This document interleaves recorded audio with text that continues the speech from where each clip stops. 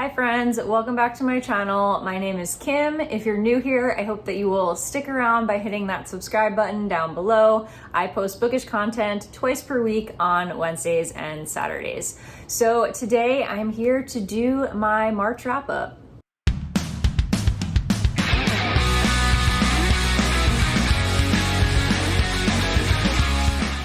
So this is gonna be a fairly short video. I did not read a ton of books in March. I ended up finishing 4 books. I enjoyed all of them, so I feel like that's a success, but like quantity-wise, it was on the lower end. I just went back to work after being on leave this month, so that kind of put a bit of a wrench in my plans of like reading more this month, but I'm excited for April, and I have already been reading more this month, so it will be hopefully a better month next month reading quantity wise, but I'm happy with what I read, so let's get right into it. The first book that I have is Finlay, Donovan is Killing It by El Comisano. And this one I actually buddy read with my friend Jen, and this was, it's like a murder mystery. I guess you could call it a cozy mystery. The cover definitely gives like cozy mystery vibes. There's nothing really like too dark or violent in this, though obviously people die because it is a murder mystery. And so this is about Finlay Donovan. She is kind of a chaotic person in general. She has 2 small kids. She's a writer, and she is just kind of trying to get by, live her life. Like she has an ex-husband who has a new wife, and she shares custody with him, and she's trying to take care of her 2 kids and also write a novel, which she hasn't been making very much money as a writer, so she's struggling to pay her bills. Her life is just kind of a mess at the beginning, and she's in like a custody battle with her ex. Yeah, so she ends up kind of unintentionally getting hired as a hit woman. She's in a Panera Bread talking with her editor in the very beginning, and a woman overhears her thinking that she's talking about actually killing somebody, but she's talking about her novel. And she offers to pay her a lot of money to kill her husband, and that's kind of like where the novel kicks off. This novel is ridiculous. Like nothing about it is believable. However, it's really fun and entertaining. I'm not like as obsessed with it as other people are. I feel like everybody's giving this 5 stars and they think it's like the greatest thing ever. I really enjoyed it. Like I get it. I get the hype, but it wasn't like my favorite thing ever. I just thought it was kind of like fun. And I will probably read the second book in the series. I think that the things that I liked the most about this were kind of like the dynamics and the ridiculousness. Like it's laugh out loud funny, honestly. Like I was hysterical at some points, like with the ridiculousness of what happens to Finlay. Like it's just like things are constantly just happening to her and in the most ridiculous way. I don't want to spoil anything, but like it's ridiculous. And she kind of like ends up partnering off with her babysitter, who is constantly like egging on these situations, and she gets caught up in like all kinds of nonsense with these very dangerous people, and kind of like accidentally involves her ex-husband and his new wife as well. It's just chaos. The entire book is chaos. I would recommend this to pretty much anyone. If you enjoy mysteries, like this is definitely worth picking up. It's really fun and entertaining. I don't know. I'm just not as obsessed with it as everyone else, I guess. Okay, next I have The Appeal by Janice Hallett. This is also a murder mystery, but it's kind of set up in a unique way. So you're following this group of people called the Fairway Players. It's this like amateur theater company, and this is a British book. It takes place in the UK. And you have like 15 people that are all involved in this investigation.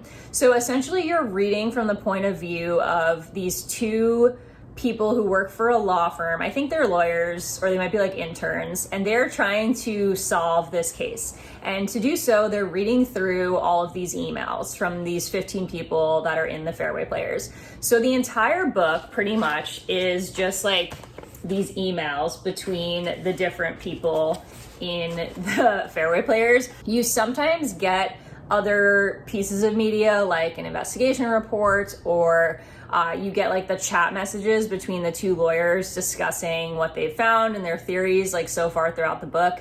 but it's essentially mostly emails between the players. So I really enjoyed this. I gave it 4 stars. I think that it's good for what it is. I personally would have appreciated a little bit more variety in the types of media, because all emails does get like a little tedious after a while.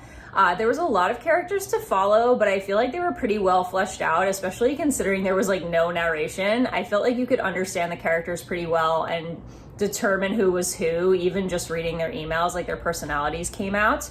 And I feel like it was a little slow. That would be like my only complaint. At some point, I mean, this book is like 400 pages, which is not long for a mystery, but like it felt like at some point around page like 200, it was kind of like, let's get on with it eventually. You don't actually find out who got murdered even until like 2/3 of the way through. So like it's a very slow burn. Like a lot of it is just developing the relationships between them and like leading up to the murder.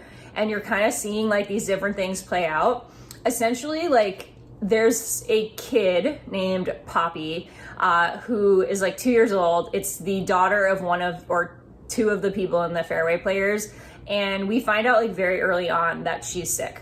And so you're seeing like kind of all this play out around them trying to raise money for this charity, and that's why it's called The Appeal. They're appealing for money. So I think like overall, I would recommend this. Like it's definitely a fun kind of cozy type mystery, but you have to be super patient. Like if you're looking for something that's fast paced, like this isn't it. It's a very, very slow burn mystery, and you're like kind of just watching everything play out and all of these relationships develop for a very long time. And then the end of the book, like the last like 1/4 of the book, is the lawyers explaining their different theories on what happened.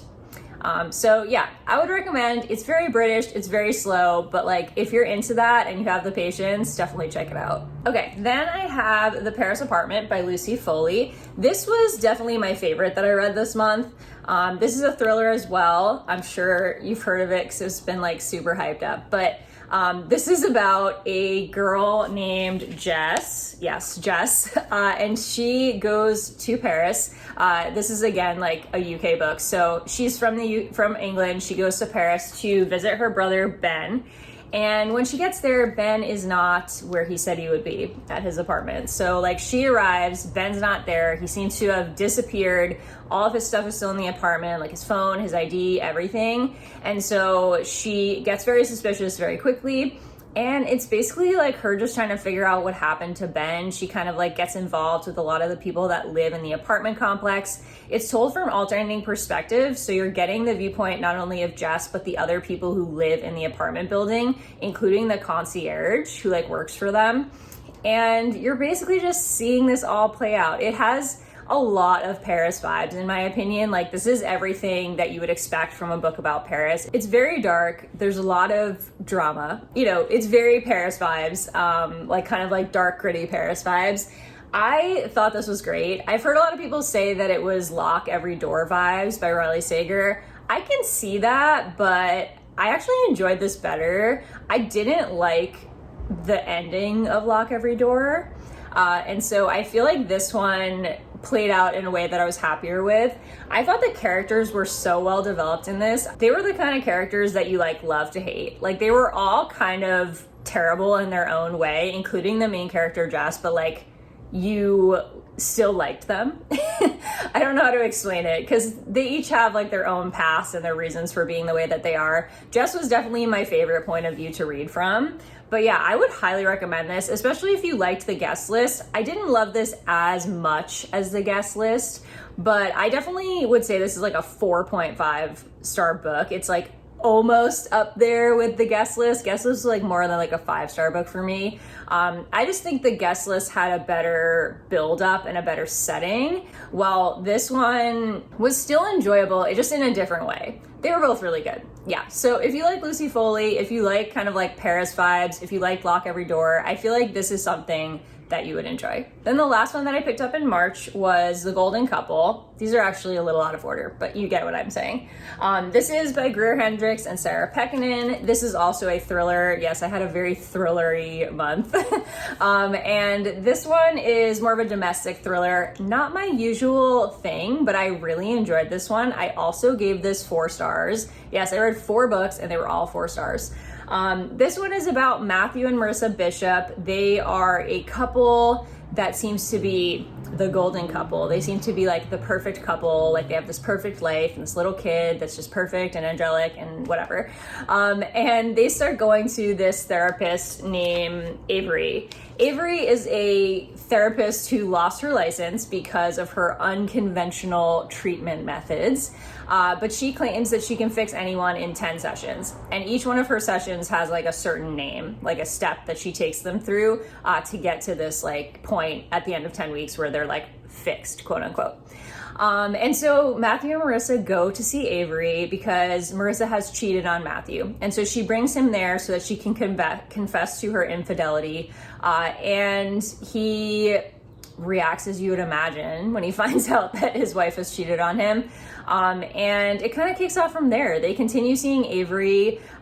There's kind of like some weird stuff happening. Marissa is receiving these kind of weird things in the mail and at her store. Like she's receiving like flowers and notes and things like that, and they don't really know where it's coming from. So the mystery kind of builds from there. You're trying to figure out like, is she in danger? Who is sending these things to her? And you're also watching just like the drama of their relationship play out. I'm not usually like a fan of marriage drama, honestly, but I really enjoyed this one. And I think the reason I did was because I really liked the therapist point of view. Avery was such an awesome character. I loved her. And I think like seeing things play out from her point of view really like rounded out the book for me. I think if it had just been from like the couple's point of view, it wouldn't have been as good. This one also alternates perspectives between Avery and Marissa. So you're getting kind of like an inside of the couple and then like an outsider view of the couple. And I really feel like Avery's chapters were my favorite. So yeah, I would highly recommend if you like domestic thrillers. And even if you don't, I feel like this is a good kind of like combo because it's not just the couple, like you're kind of seeing this outside perspective as well. So overall, I would say a fairly successful reading month. Everything was enjoyable. I read a lot of good thrillers this month. Definitely hoping to get to more books next month, mainly because there are so many books I want to read, and if I continue at this pace, I'll never get to all of them. So it's not really like I need to have a certain number of books read. It's more so like I have so many books I want to get to that I'm like excited about. So if you haven't yet already, make sure you go check out my April TBR, which went up last week. I'll link it below in the description for you guys, but check that out to see what I'm reading this month. Let me know in the comments what you read in March. What was your favorite book that you read in March? As I would love to chat with you. And that is all. So we'll see you guys in my next video.